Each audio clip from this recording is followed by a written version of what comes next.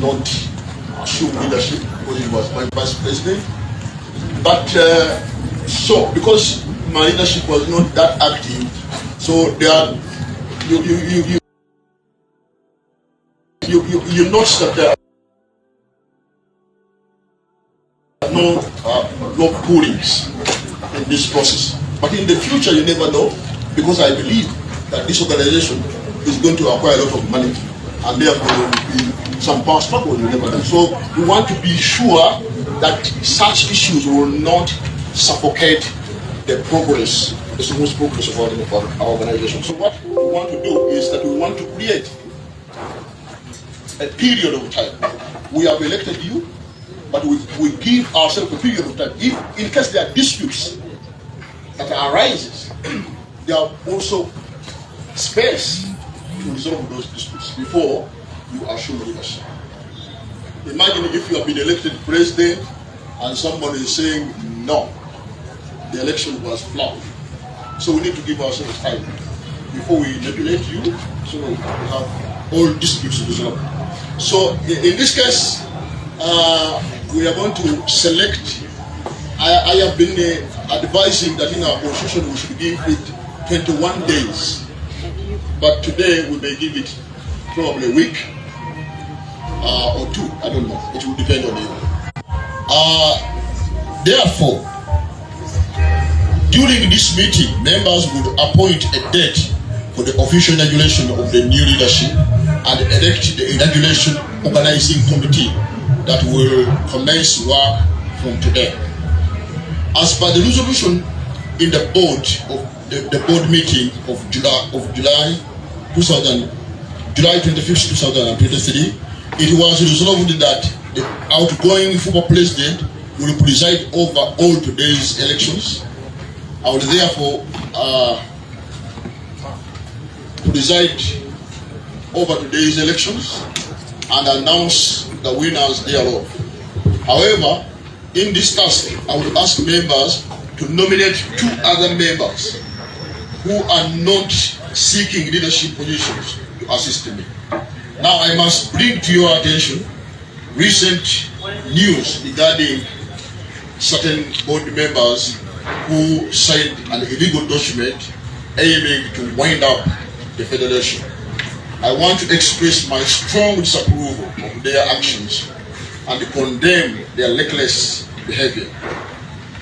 It is essential for all members to understand that such a process in Uganda requires a detailed and lengthy procedure that involves the participation of all members of the organization. The actions of those members who attempted to wind up the Federation without the authority of all members and without following the due process must be strongly condemned. Their selfish and dubious behavior calls for severe consequences for their actions. Unfortunately, the absence of an enacted FUPA constitution means that there are no provisions to handle disciplinary cases of this nature at the moment. To avoid similar scenarios before the enactment of the new FUPA constitution, I suggest the drafting and registering of a resolution immediately providing for the trustee stroke founder members board with the powers to act as or constitute a FUPA disciplinary committee. As for the directors who misbehaved, we can find solace in the fact that today we are electing a new FUPA leadership that will constitute a new FUPA board of directors. Hopefully, those who misbehave will be punished by you, the members present and voting today, by not returning them to leadership. That you the members are the ones to punish those guys by not electing them. That's the solace we have. Otherwise, we do not have any other mechanism. As of present, we have no legal mechanism because we have not disciplined the committee. By the time we abandoned the office, probably we had not finished the drafting and the enactment of our constitution.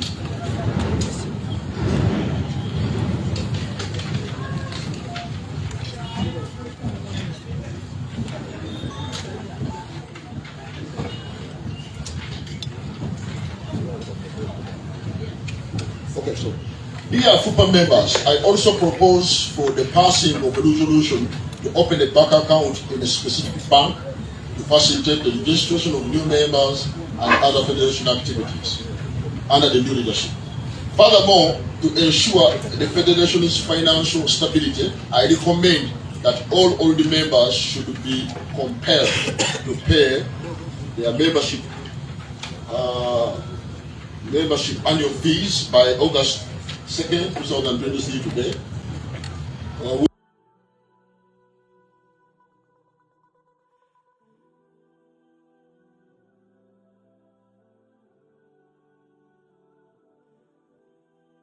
Which is today, or first the registration. Instead, they should pay for the year 2014, 2015, and 2023, 2024. During the interim period before the opening of an official FUPA bank account to facilitate the collection of membership fees and the smooth operation of the federation, I propose permitting the acting operations manager, Mr. Paul Katongole, to procure receipt books. Additionally, I nominated Mr. Abe Musiguzi, the outgoing Vice President of FUPA, to hold all Federation generated funds in his personal bank account temporarily until the Federation bank account under the new FUPA leadership is established. Once established, Mr. Abe Musiguzi will then transfer all collected funds to the official Federation account. Board members passed a resolution to support this proposal. It is crucial that only fully paid up members are allowed to participate in today's and the future FUPA elections. As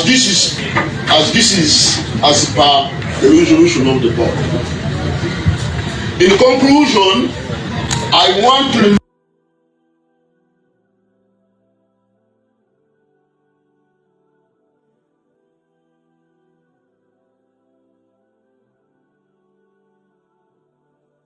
remind members that the current FUPA leadership was elected as an interim team with a specific task, establishing a FUPA website and social media pages, finding fundraising avenues, recruiting new members, drafting a FUPA constitution, and organizing for substantive leadership election, which we are doing today. Some progress has been made in these tasks, and I promise to include this progress in my handover report during the inauguration ceremony.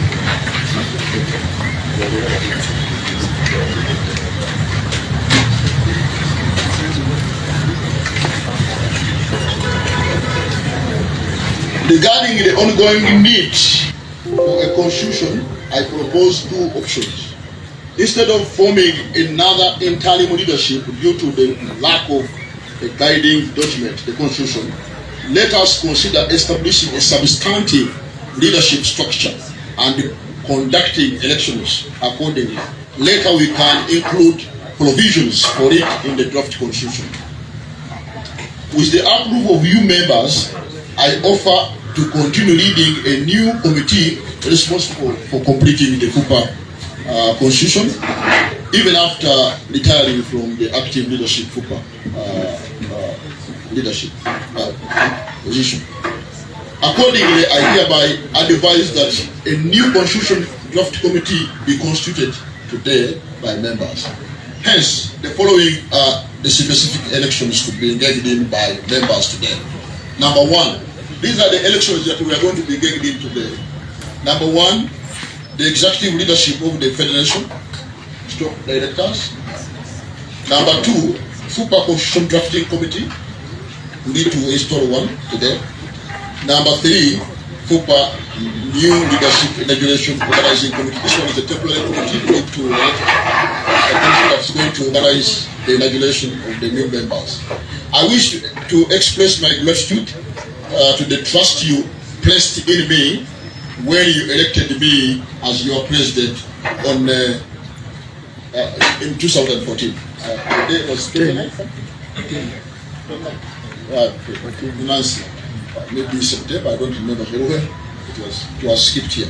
And for the support you have given me throughout the journey, I extend my best wishes to the new leadership that will be elected today, and I hope they will lead the FUPA to the very heights for which it was created. Good luck in that endeavor. The work ahead is huge, and it will require determination and resilience. I wish to suggest that you who are going to be elected, I wish to suggest to you that you immediately find resources to go in a secluded place for an induction workshop for some good day. Orusilika, I would want to propose to the new leadership. But leo ikisera bagende ko Orusilika amangula ngabazo kulondewa. Bagende ko Orusilika kala kasera basobole okuvayo nga bafunye amagesi ndikawo banakota kandi bino kuno. With that, I conclude my speech, and I encourage all members to react to debate and pass resolutions accordingly. Thank you for your attention, and together let us work towards a better future for FUPA. Sincerely, the outgoing president. Now, I would like to make some brief remarks in Uganda of my speech. I want to summarize my speech in Uganda. Okusooka abasibo ne bajjabo basanyukidde nnyo ababeega bonna abazibu mu kulwaleero. FUPA yatandikibwa mu mwaka wa 2014 era n'enondebwa okubeera pulezidenti yasooka n'olukiiko ng'omunaawulira mu muwandiiko endala olwalondebwa wansi wange okudduukanya FUPA. Twakola omulimu nga bwe twalikisobola, twakola omulimu webaleke, twakola omulimu naye ebimu ebyagaana byakola ki? Byagaana. Natambulamuko n'engenda ku misomo egy'enjawulo ebulaaya eyo ne malayo emyaka egiwerera ddala. Mu ngeri eyo saasobola kukwatagana n'alukiiko lwange kulaba butya busobola okuddukanya FUPA. Naye byaliwo byonna ababimanyi mubimanyi. Nonezo naye bwe twakomawo nakomawo the members ne bantuukirira nga bagamba tuddemu nate duke. Naye nabagamba nze sigenda ekyennaku sigenda kwagala kweyongerayo mu bukulembeze. Nzikanya nammwe FUPA tugizeewo tudduke emisinde naye siri mwetegefu kweyongerayo muki mu bukulembeze. Bye nakola n'ebyannema sikyasobola kukola ki kwongerako. Ebyannema byannema ndowooza nti wabeerewo obukulembeze obulala obulondebwa FUPA egende muki omumaaso. Ne mbagamba nja kusigala nga ndi mmemba ng'obalala bonna. Era neneeyama olwokuba twali tukola omulimu ogw'okuwandiika constitution mu kutamaliriza. Neneeyama okuba kusiima kwammwe nja kusigala nga nkulira omulimu ogwo kubanga tugenda okutwala more than a month nga tugumaze tubakwase ekiwandiiko ekyo constitution eyo. Twali tulina draft twakola era twali tulina wekituuse. Ndowooza nti kijja kuba kyangu okumaliriza. Nolwekyo era mu mbeera eyo ne mbagamba sijja kutwala kifo kyonna era sijja kwesimbawo ku kifo kyonna. Nalinjirira olukiiko olufuzi olwa FUPA. Nolwekyo ne tutandika emirimu twatandika ng'ennaku z'omwezi 18 omwezi ogw'omusanvu ogwedde tutandika okuddukanya emirimu ng'olukiiko olufuzi olwa FUPA okulaba nga tuzaawo emirimu gya FUPA. Tugende wali registrar tekayo returns tukola buli kimu kirina okukolebwa okusobola activate okuzaawo emirimu gyani gya FUPA. Nolwekyo wetutuukidde wano nga ebisinga tubikozeeko era omwami ono agenda kutusomera omwami ono agenda bitusomera mu nsonyiwe.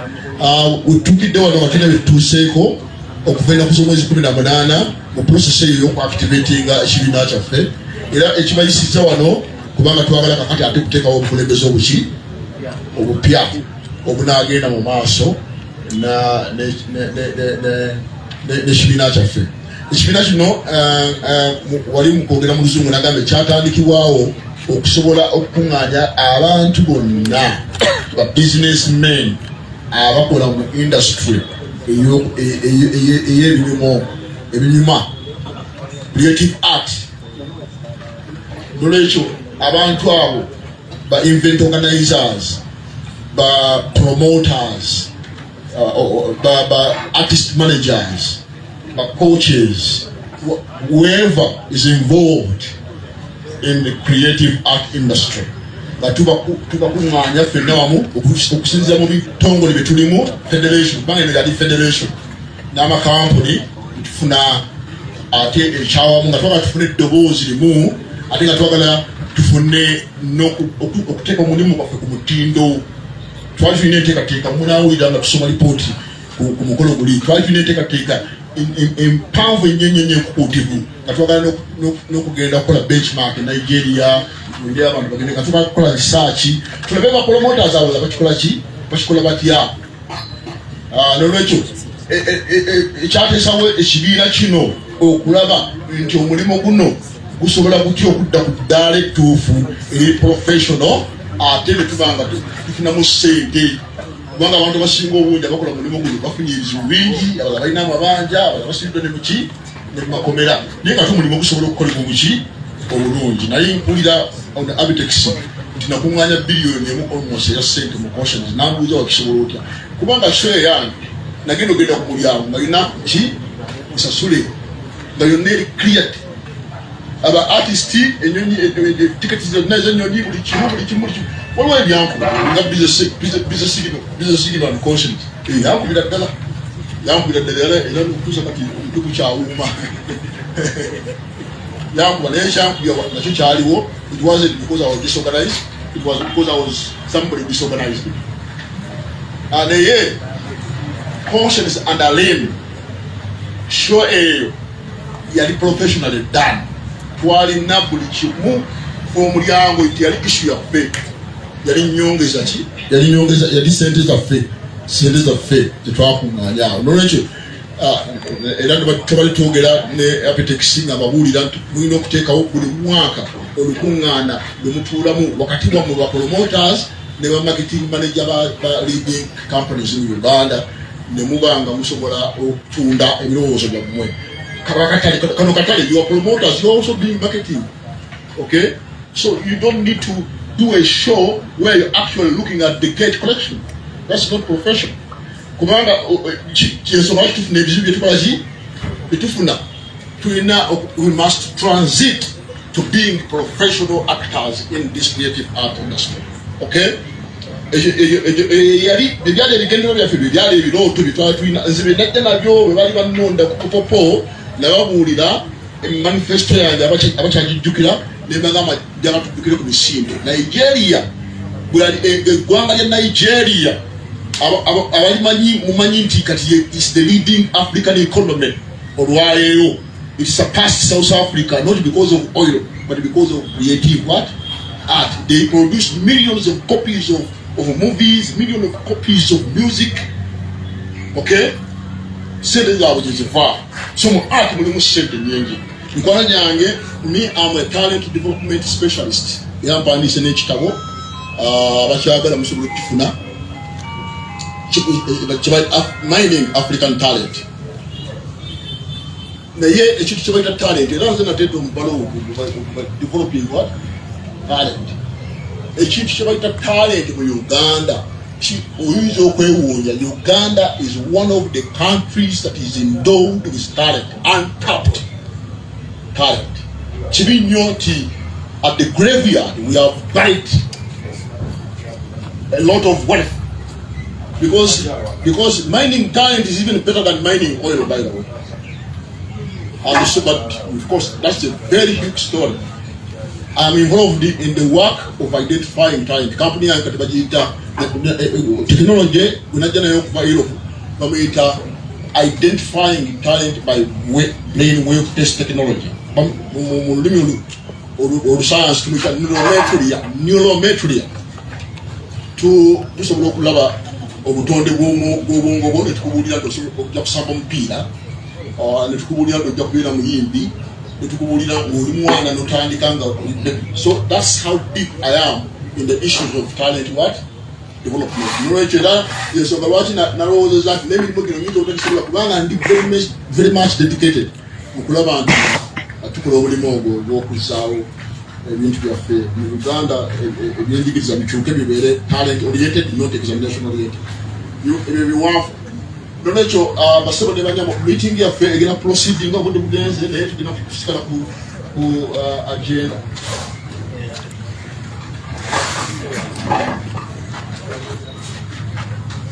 Kati tujja kusaba mwami kazibwe Chambers asobeyo reports bili esooka alina kusoma report the current status report ya FUPA ate waliwo n'ekiwandiiko ekirala kitonotono agenda kusomera resolutions bonds eziyayisa ennaku z'omwezi 18 nazo z'omwezi 25 omwezi guno tunaamala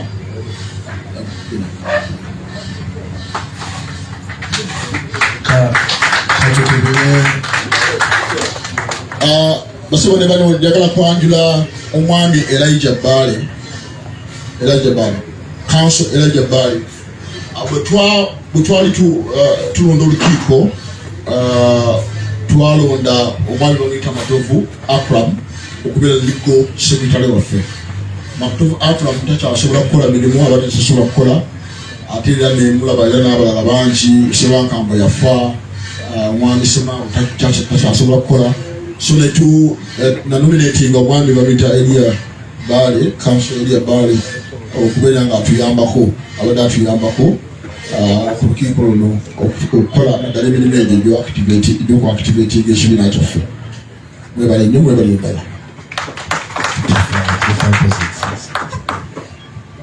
Mbalamusiza abasinza nyabo ngenda kunzikiriza nkozesa ennimi bbiri sobola okwangula obudde bwatuyiseeko dda ate era nzikiriza nti waliwo ensonga nnyingi etwetaaga okutubulya ate nga n'obudde tetuyina. Njagadde nnyo okubaaniriza mu lukiiko luno okusinziira ku bye bambriefings okuva mu bakulembeze mulabe mabega wange. Ekigendererwa ekisooka kyakuddamu kuzza bujja Federation eno eddemu okola emirimu gyayo nga balina gikola. Ekyo kimu kinotire.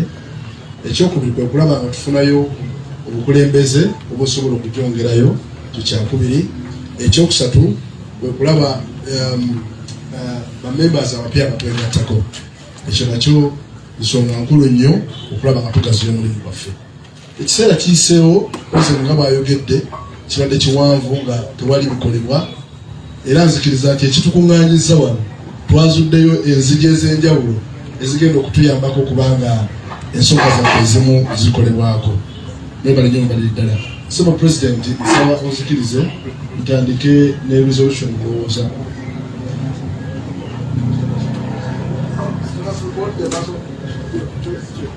Olw'obudde bwaffe olumba buzikiriza kubanga ebiwandiiko bingimuko owulira nga kale embeera eriwo ensoma mu luzungu bijja twanguya naye embeera eriwo kati ekibiina kino yakyanjudde dda lwekyatandika n'ebiriwo kati okusinziira ku ripooti oba ogiyina eyo obadde kukoti ziyinza okuba tezibamala kubanga njagala kwanguya ebimu nnyinza obibuuka olw'obudde ndaba nga nabadde nootezeka ebisibuko by'amaanyi tugetambulamu. So leka ntandike nno ewandiikiddwako 1223 1225 FUPA annual General Members Meeting. FUPA status report. On the September 1st, 2014, the first FUPA administration was elected and installed, headed by Mr. Beron Kasenene. The full list of the outgoing executive is as below.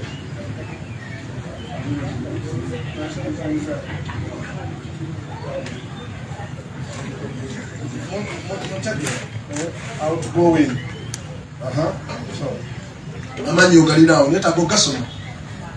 Mwami Beron Kasenene, Mwami Musimbuzi, Mwami Kyagulanyi, Mwami Nsaali, Mwami Ssemmango, Mukyala Najjuma, Mwami Kazibwe, Mwami Balunywa, Mwami Serugo, Mwami Sewankambo, the late, Umujjukira, Sewankambo, mulimu Mwami Katongole, Sempijja, ne Nakai, Mukyala Nakai, Parliament of Accra. Ne region representatives, tebalondebwa. Tegerekesa bulungi? Katoyongereyo. The above FUPA leadership were elected as an interim team with specific tasks to accomplish in a limited time range. The following are the tasks that were to be accomplished: registering the organization, rectifying errors in the draft memorandum and articles of association.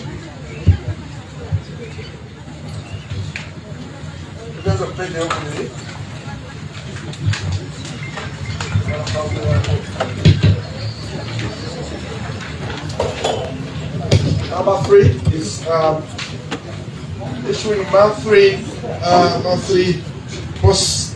progress report, setting up Federation offices, establishing a FUPA website and social media pages, finding a fundraising avenues, recruiting new members, drafting a FUPA constitution, and organizing elections for substantive leadership. That is 9. Some progress had been made in these tasks before the President traveled to Europe for special studies, which caused operations paralysis. Since the Federation was on its task off stage, it very much depended on its founding member or leader. Hence, the President's absence caused a serious setback regarding the Federation progress since 2014 until the time he traveled to Europe.